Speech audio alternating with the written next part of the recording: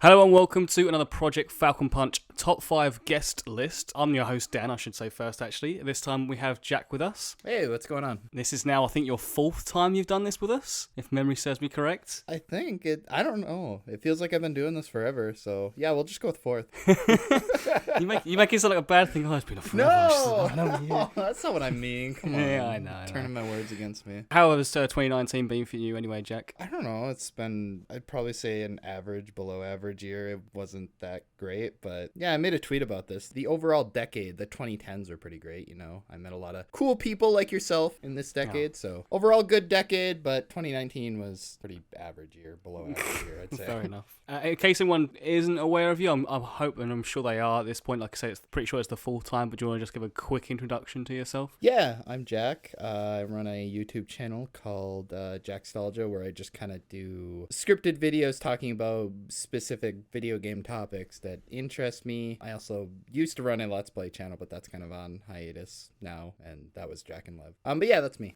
Okay, good. Well, do you want to go straight into your number 5 then? Yeah, first of all, I just really quick, I feel really bad that I didn't include this in my top 5, but honorable mention is Fire Emblem Three Houses. Oh, I'm surprised it didn't actually make your top 5. Yeah, it was originally there, but then like I started looking at like other games that came out this year, and I was like, it would be in my top 10. It's my top 6 basically. Yeah, sure. And I also haven't been able to put that much time into it, so maybe once I put a little bit more time into it, I'll move it up. But for right now, it's my number 6. And fair enough. But yeah, top 5 was a surprise for me. It came out earlier in the year. It's actually Tetris 99. Oh man, I've been playing this again recently. I got back into it again. Dude, it's addicting. It I is. am a huge Tetris fan. I always have been. And this is honestly probably one of the most unique spins on Tetris that I've seen. And when they originally announced it during, I think it was like a January direct or a February direct or something, I was like, oh, this is gimmicky. It's just a stupid thing they're throwing in. It sounded like a meme. It's like, oh, what are we going to do a Battle Royale next? Fucking Tetris? Yeah, exactly.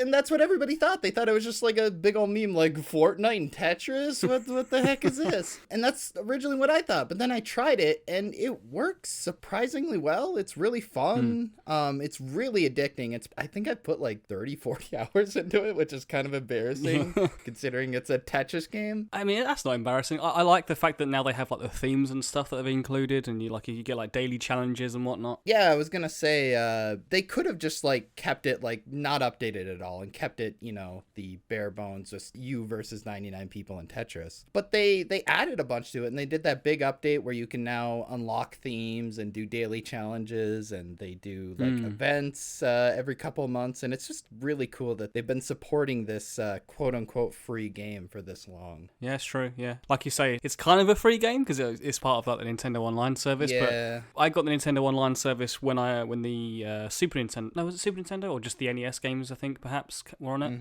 I then started playing the Tetris 99 as like a bonus thing for myself, and then just got proper addicted. Yeah, it's super addicting. Okay, what is your number 4? Number 4 is Astral Chain. And I know you got this game recently, so I'm actually more interested to hear what you think of it. I unfortunately haven't started it yet. I've been so busy up until Christmas. Dude, I was like really excited to hear what you thought about it because me and Liam were talking and we were kind of wondering what you'd think of it. If it makes you feel any better, by the time this video goes out, I would have played it because you'll be watching footage of me playing it. Okay. You better let me know what you think of it because I'm actually really curious. Will do. But yeah, Astral Chain is really cool. I went into it thinking it was just going to be like just another Platinum game, like a Bayonetta or something. But they took that traditional Platinum gameplay and put a really unique spin on it with the whole linking with your Legion or whatever. And it's got this really cool, like, cooperative feel. Like, you have to work in tangent with your Legion to defeat all these enemies. And it's just a really unique spin on that traditional Platinum gameplay that I absolutely love.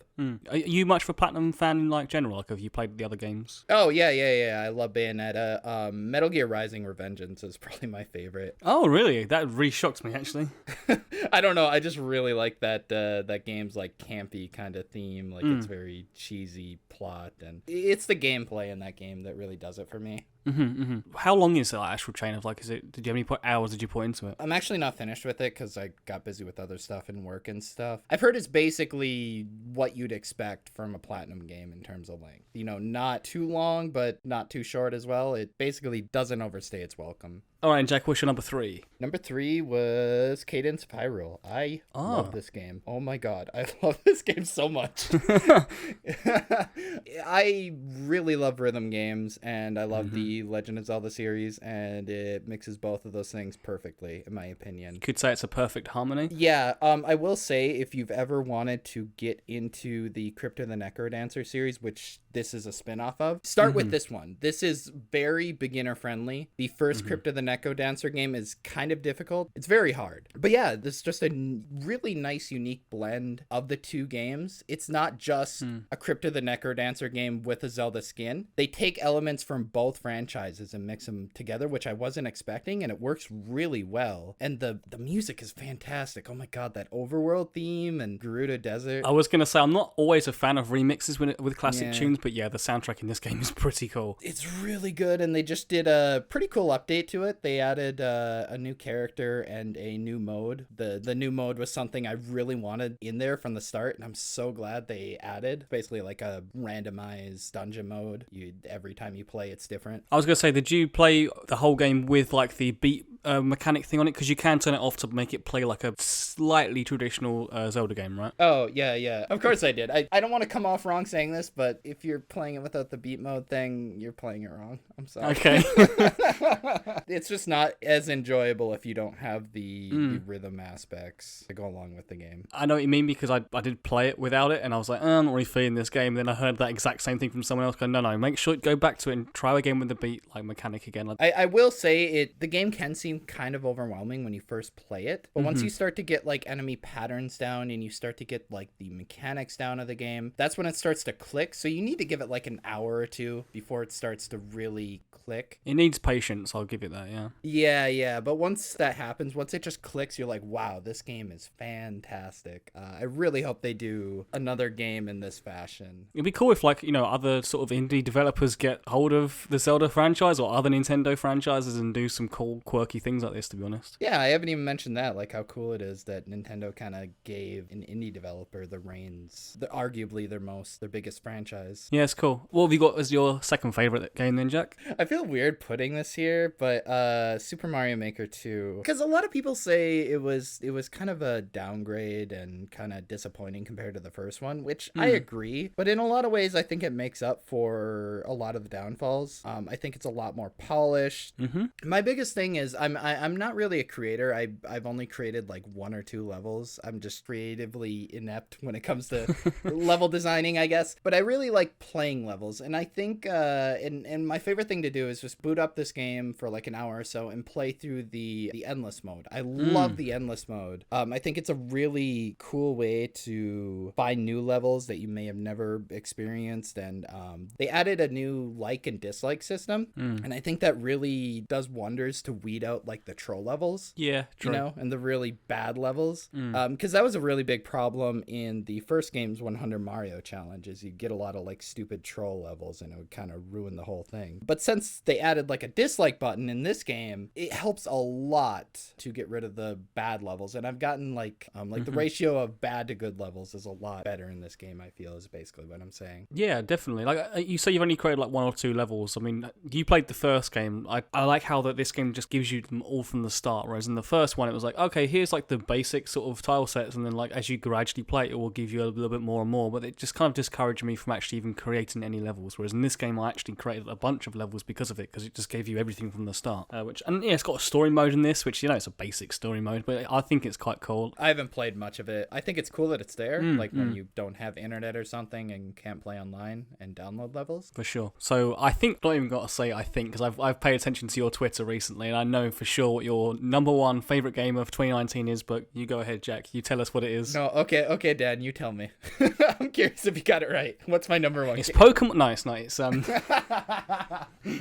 not. It's Luigi's Mansion 3. Yeah, it is. I know you were kind of indifferent on this game, but I really, really like this game. It's basically what I wanted Dark Moon to be. Yeah, I came around it by the end, just so you know. Like, at the beginning, I wasn't too sure, but like I definitely came around by the end of that game. Like, I sort of look back and like you say, it's what Dark Moon should have been. Yeah, it's like you're playing a Pixar movie, man. Like, yeah, the animation's amazing.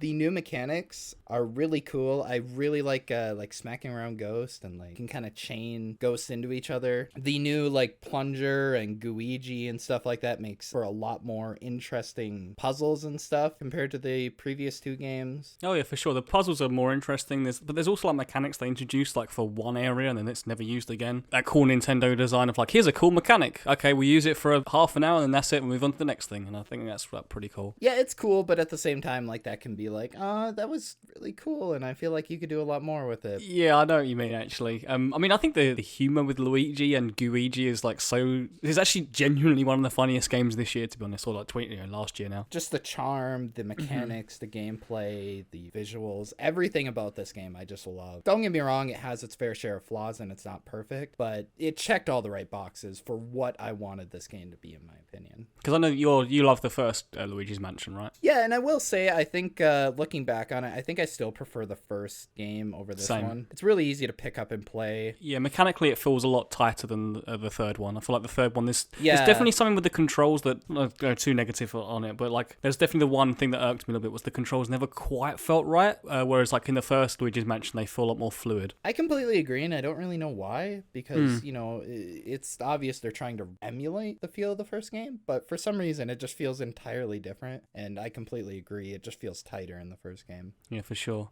All right, well, Jack, that was a solid list, to be honest. There's a couple of surprises in there that I wasn't expecting. I like keeping you on your toes. Yeah. The only one obviously I didn't know about was Luigi's Mansion, but that was because you've been tweeting about it so much, like praising that game so much. Rightly so, because it's a great game. Anyway, where can people follow you, Jack, on Twitter and YouTube? Basically, Jakstalgia on everything. Search Jakstalgia, you'll probably find me on Twitter, YouTube, Twitch, whatever. I don't know what you got cooking up, but I will give a recommendation to people watching your Chibi Robo sort of retrospective, because I found that incredibly fascinating and really like insightful, to be honest, because I never played the series, but I've always been so interested in it, but because that first game was so expensive and rare, I never ended up playing it, and I was always wanted to like know more about that game. So yeah, give them a watch. Yeah, thank you. Yeah, I had a lot of fun making those, so greatly appreciate it if you checked it out. Yeah. Okay, well, Jack, until next year, or this year, I guess now, because we're already in 2020, which is actually really scary. We'll do this all again. Yeah, it's always fun to do. Appreciate it.